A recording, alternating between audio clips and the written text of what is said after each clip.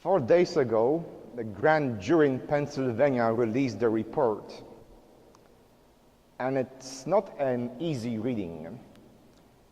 It's about 900 pages long, addressing the issue of abuse in the Catholic Church and the dioceses in Pennsylvania.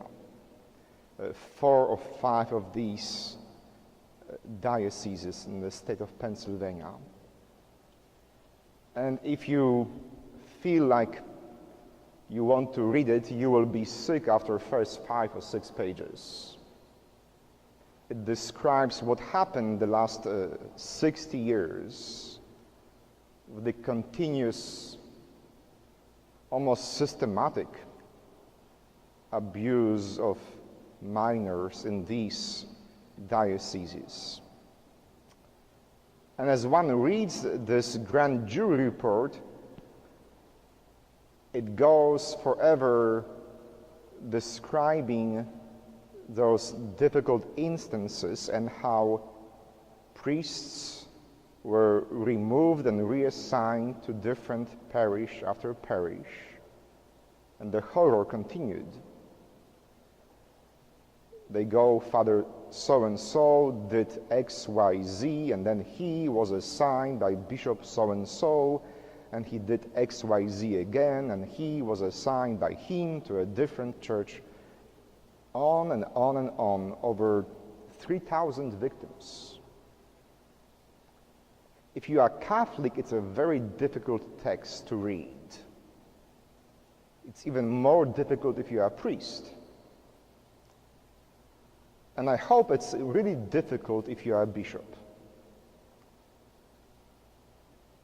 But what strikes me as I was reading the text is how it is full of male adjectives.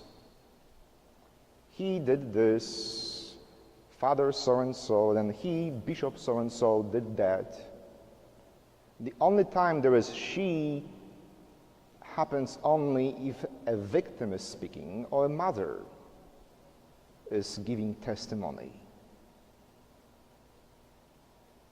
All the perpetrators and those who allowed it to happen were his. Not a single she in the process on the side of the accused.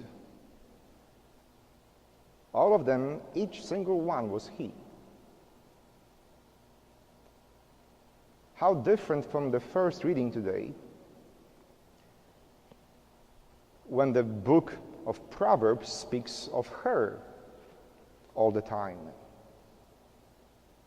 This text stands in such powerful opposition to our religious language that we are used to. Most of our prayers are addressed to God the Father, through him, Jesus Christ, who is Lord. Very seldom do we speak or hear feminine elements in our prayers, in our music, in our Bible readings. So when I read this passage for the first time on Monday, I thought, finally something with she. The Lady Wisdom has set up her table, and she prepared the meats, and she probably brewed the coffee or the beer, whatever your option is, and she invited the guests so that she can teach them the ways of life. So Hebrew word for wisdom is hekmah, and it doesn't have to be she. It could be neutral, but the writer is going out of her or his way to use she repeatedly.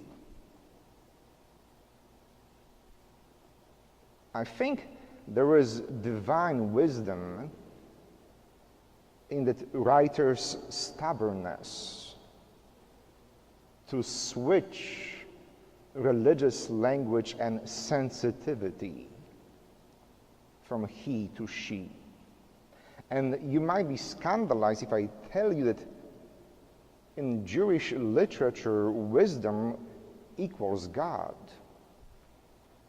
It's another name for God, a wise one. And whoever wrote this text, tradition says King Solomon, whoever wrote this text went out of her or his way, not to say he. If you put this in one hand and the grand jury report in the other, there are two different languages and two very different situations. Clearly, the he's, the plural he's, who were the bishops in these dioceses in Pennsylvania, were not wise people. I don't want to say they were evil, but they were stupid at least. If among these dozens of his bishops there was one woman bishop who was a mother or grandmother, would that happen? I doubt. Would you do that to someone who will be teaching your child? If you are a mother? No way. A mother's first reaction is to protect her child, no matter what or no matter who. And if the church was less masculine and its way of dealing with problems, we wouldn't have such horrific grand jury reports as we did this week.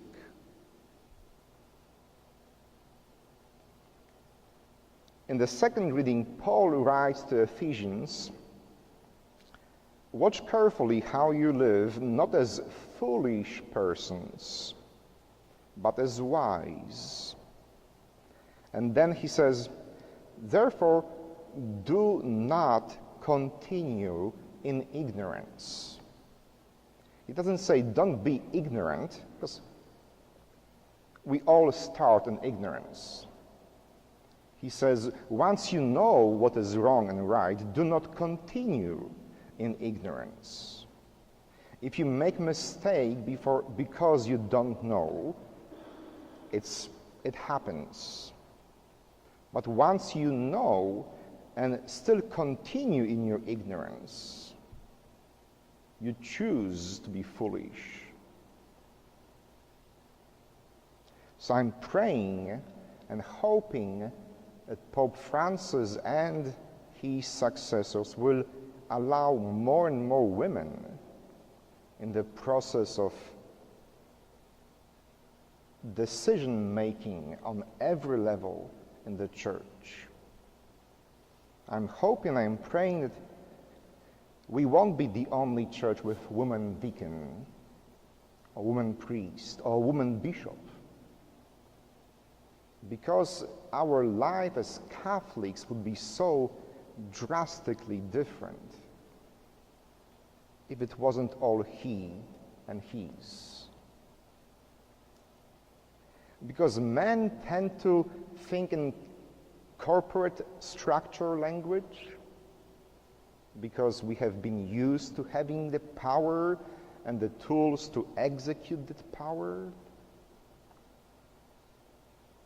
And I'm very happy that as you are voting this weekend on our next two board of director members, you've got to choose 2 out of 3 women. That's wonderful.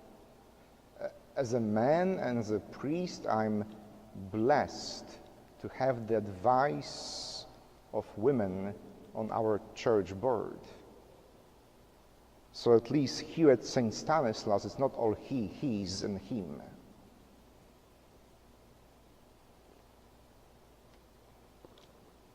Most immigrants, when they arrived to this country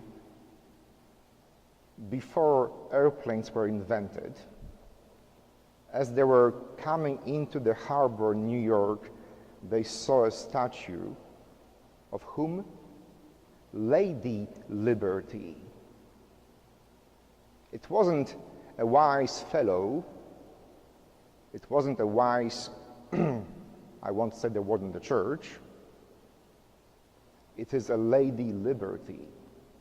She is standing there as a sign of welcome, freedom, and I think wisdom as well.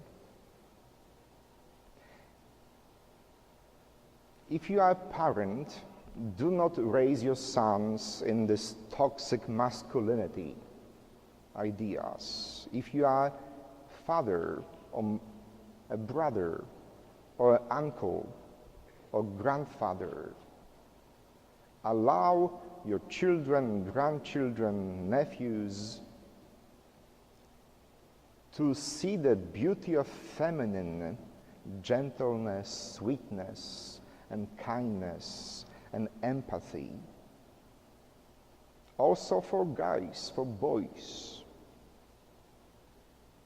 Because once we have wisdom as a lady, once we have more both him and hers acting with wisdom and empathy and kindness, I pray we won't have to read any more reports as that of grand jury in Pennsylvania. Let us welcome the feminine wisdom in the life of your family, of your church, and our country. Amen.